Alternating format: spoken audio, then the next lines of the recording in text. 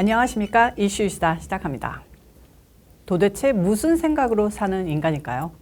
아버지는 총기 규제 법안 강화하자고 목에 핏발 세우는데 아들은 홀딱 벗고 불법 총기 들고 여자와 사진 찍고 즐깁니다. 누구 얘기일까요? 미국 대통령의 썩은 손가락 헌터 바이든입니다. 뉴욕포스트 어제자에 나온 기사로 미국이 발칵 뒤집어졌습니다. 좌파들은 또 그냥 무시하고 외면하고 모른 척하지만 창피하고 어이없는 것은 마찬가지일 것이라고 믿습니다. 저런 쓰레기 보호하고자 뒤치다꺼리하고자 국민 세금이 어마어마하게 새어나가고 변호사비에 세금 들어갔다는 증거만 잡히면 아주 깜깜한 밤에 바로 보내버려야 한다고 생각합니다. 블러 처리된 사진이지만 이 사진들만 봐도 헌터 바이든은 어마어마한 나르시스트, 자기 성애자 같습니다. 사진 자료는 또 노딱 붙을까봐 사냥꾼 얼굴로만 보여드리겠습니다. 지 누드 사진 찍는 게 취미인 인간들이 대체로 그런 성향인데요. 총까지 들고 뭐 하자는 건지 불법으로 취득한 389경 권총 들고 누드로 찍은 동영상 아주 할 말이 없습니다.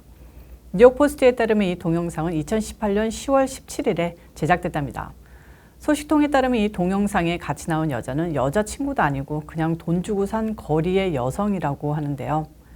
사냥꾼 놈은 동영상에서 총을 흔들고 카메라 향해 총구를 향해 폼을 잡기도 하고 역시 누드 상태의 상대 여성과 춤추고 나 잡아봐라 하고 호텔 방 안에서 아주 난리 부르스를 떨었다고 합니다. 미국에서는 현재 지지난주에 유벨드 총기 참사 사건 이후에도 지난 주말에만 최소 11건의 총기 사건이 벌어져 15명이 죽고 61명이 다치는 등 총기 사건이 전염병처럼 번지며 신음하고 있는데 이딴 동영상이 공개된 겁니다. 다른 나라 같으면 애비가 책임지고 사퇴하라는 소리 나오고 난리도 아니었을 겁니다. 공화당 론 존슨 연방상원의원은 이 동영상에 대해 바이든이 총기 규제 법안 강화만 부르짖을 게 아니라 어느 누가 법을 어겼든 그게 대통령 아들이라 해도 현재의 총기 법안을 어겼다면 구속하는 게 마땅하다고 했습니다.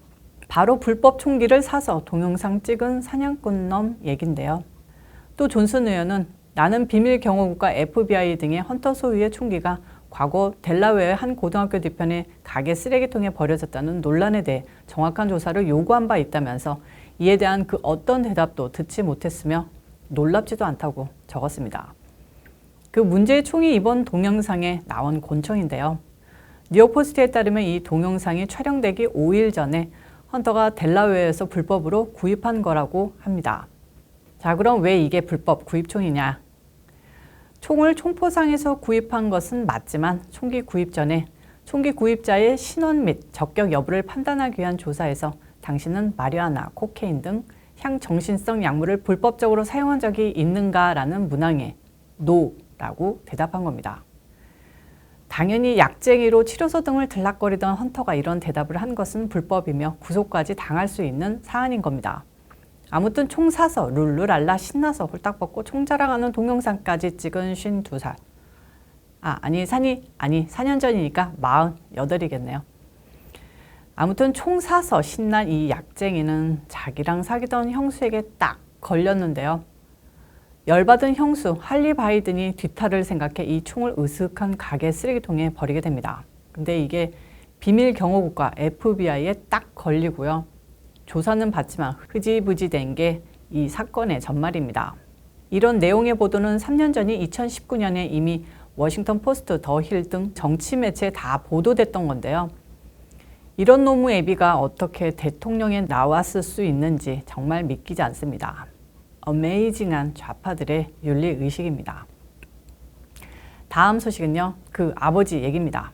미국 평균 휘발유 가격 $5 돌파가 기정사실화되면서 국민들의 분위기가 심상치 않습니다. 설마 했지만 이럴 줄은 몰랐다는 소리가 바이든을 찍었다는 좌파들 사이에서 터져나오고 있으며 백악관에 몰려가야겠다는 적극적인 반대의 목소리가 커져갑니다. 특히 민주당은 우리 편이라며 물고 빨고 하던 흑인들, 이제 공짜로 받는 돈 떨어지는 대신 그보다 훨씬 더 큰 물가 상승의 고통을 느끼기 시작하자마자 분노하고 있는데요. 이번 중간선거에서 흑인들이 대대적으로 민주당의 반기를 들 가능성이 농후해집니다. 원래 막말하는 대통령을 흑인들은 시원시원하다고 좋아하는 사람들도 꽤 많았는데요. 2016년 대선까지만 해도 흑인들 사이에는 고매한 정치인 떨거지나 힐러리보다는 화끈한 대통령이 훨씬 낫다라는 분위기였습니다. 이게 바이든 인기 떨어지고 민주당 무너지는 건 좋은데 정말 미국이 나락으로 떨어져 걱정입니다. 이런 상황에서 바이든은 또 어떤 짓으로 우리들을 열받게 할까요? 오늘은 바이든이 아니라 바이든이 생산한 오물 치우기 여념없는 행정부 얘긴데요.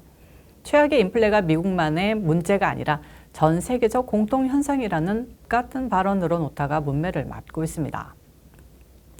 오는 11월 미국 중간선거를 앞두고 40년 만에 발생한 최악의 소비자 물가로 인해 민심이 악화된 가운데 바이든 행정부 고위 관료들이 지난주부터 잇따라 방송에 출연해 인플레이션은 전 세계적인 현상이라며 여론전을 펼치고 있는데요. 바이든 행정부의 경제정책 실패 때문이 아니라 코땡 사태와 러시아의 우크라이나 침공 같은 외부 변수로 인해 물가 상승이 불가피했다는 해명입니다. 이 중 바이든의 경제 고문인 진 스펠링 전 백악관 국가경제위원회 위원장은 퍽스뉴스에 출연해 전 세계적으로 인플레이션을 겪고 있다며 경제협력개발기구 OECD 보고서를 보면 38개국의 평균 물가 상승률은 9.2%라고 강조했습니다. 이어 바이든은 가격을 낮추기 위해 행정적으로나 입법적인 측면에서 할 수 있는 모든 것을 하려고 노력 중이라고 역설했습니다. 백악관도 5일 고위 관료들이 각종 방송에서 바이든 대통령의 물가 안정 대책을 설명하면서 역사적인 일자리 회복을 통해 꾸준하고 안정적인 성장으로 강력한 경제 전환을 보여주고 있다고 강조했다고 전했는데요. 이건 또 뭔 또 정신없는 소리인지 좌파를 포함한 전 언론에서 문매를 맞고 있습니다.